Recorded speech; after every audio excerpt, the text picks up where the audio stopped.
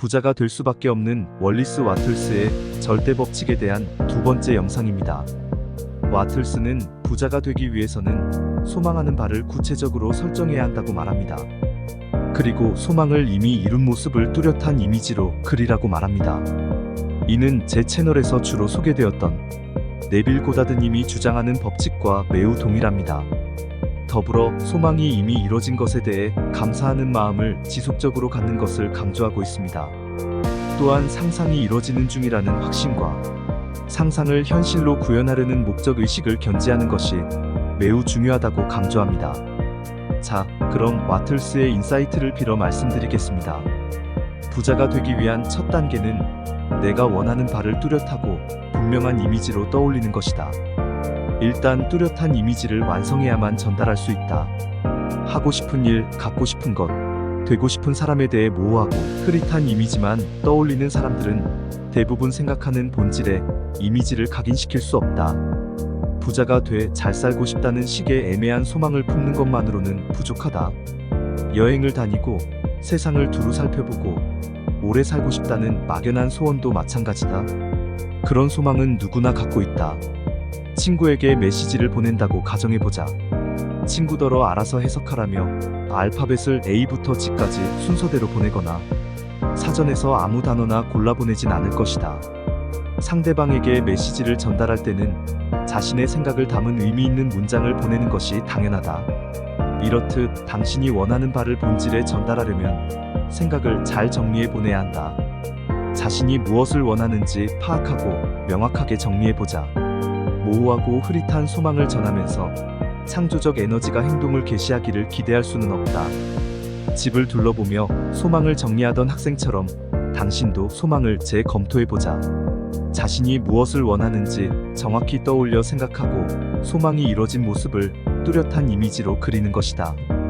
항해사가 항상 목적지를 염두에 두듯이 당신 또한 완성된 이미지를 머릿속에 새기고 키자비가 항해 방향을 잃지 않고자 나침반을 보듯이 자주 떠올리자.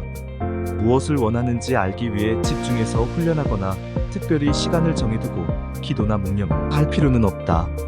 자신이 원하는 것을 잘 알고 그 이미지가 머릿속에 완전히 새겨질 만큼 간절히 원하면 된다.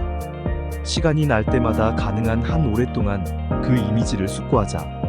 사실 진정으로 간절히 원하는 것이라면 정신을 집중하려고 노력하지 않아도 자연스레 이미지가 떠오를 것이다.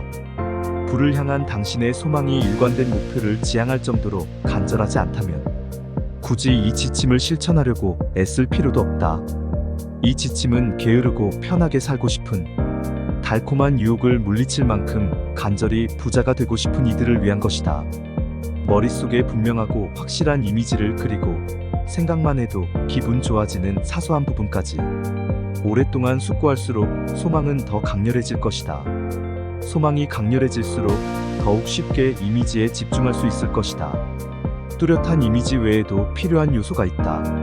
만약 그 점을 간과하고 이미지를 완성하는 데만 치중한다면 당신은 그저 몽상가에 머물 뿐 소망을 이룰 힘을 손에 넣지 못할 것이다. 뚜렷한 이미지를 머릿속에 그렸다면 이제 그 이미지를 현실로 바꾸겠다는 목적의식이 있어야 한다. 목적의식과 함께 자신의 소망이 이미 이뤄졌으며 자신이 원하는 것을 당신의 손안에 넣었다는 확고한 확신이 있어야 한다. 새 집을 소망한다면 머릿속으로 이미 새 집에서 사는 것처럼 생각하자. 머릿속에서 새 집에 입주해 그동안 원하던 것을 완벽하게 누리자. 또 자신의 소망이 이뤄져 현실이 됐다고 생각하자. 평소에 원하던 것을 받아 사용하는 자신의 모습을 그려보자. 이미지가 뚜렷하고 확실해질 때까지 떠올리고 이미지 안의 모든 것을 이미 소유하고 있다고 생각하면 된다. 물건이 실제로 내 것이라는 완전한 확신을 품고 마음속으로 그것을 소유하자. 이 모든 것이 현실이라는 확신을 유지하자. 더불어 지난번에 다뤘던 감사에 관한 조언을 기억하자. 소망이 이미 현실로 이뤄진 것처럼 항상 감사하는 마음을 지녀야 한다. 아직 상상 속에서만 이뤄진 소망을 두고 신에게 진심으로 감사하는 사람은 진정한 확신을 가진 셈이다. 그런 사람이라면 반드시 부자가 되고 무엇이든 원하는 것을 창조하도록 유도할 수 있다. 매일 반복해 기도할 필요는 없다. 매일 신에게 당신의 소망에 관해 이야기할 필요도 없다. 풍요로운 삶을 사는데 도움이 되는 것을 향한 소망을 품고 소망을 일관되게 정리한 다음 소망을 이뤄줄 에너지와 의지가 있는 무형의 본질에 각인시키기만 하면 된다. 단, 공허한 말만 반복한다면 무형의 본질에 소망을 각인시킬 수 없다. 소망을 이루겠다는 굳은 목적의식과 소망이 이뤄지리라는 확신을 견지해야 한다. 기도에 대한 답은 기도를 읊을 때가 아니라 평소에 얼마나 확신을 품고 있는가에 따라 달라진다. 특별히 정해둔 안식일이나 기도 시간에만 신에게 소망을 전하고 나머지 시간에는 신을 까맣게 잊고 지낸다면 신의 정신에 소망을 각인시킬 수 없다.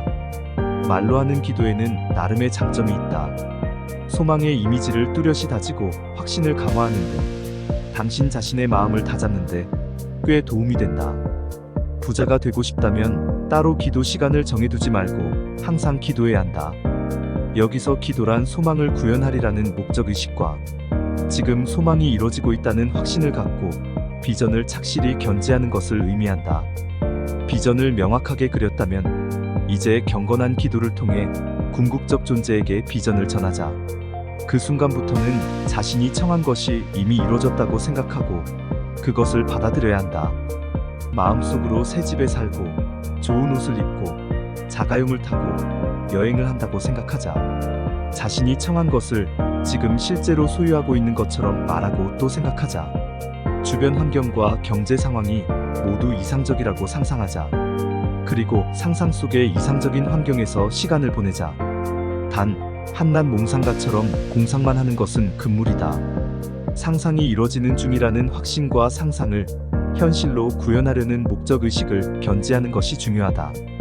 자기 확신을 실천하는 사람과 몽상가를 가르는 기준은 상상할 때의 확신과 목적의식에 유무라는 것을 잊지 말자.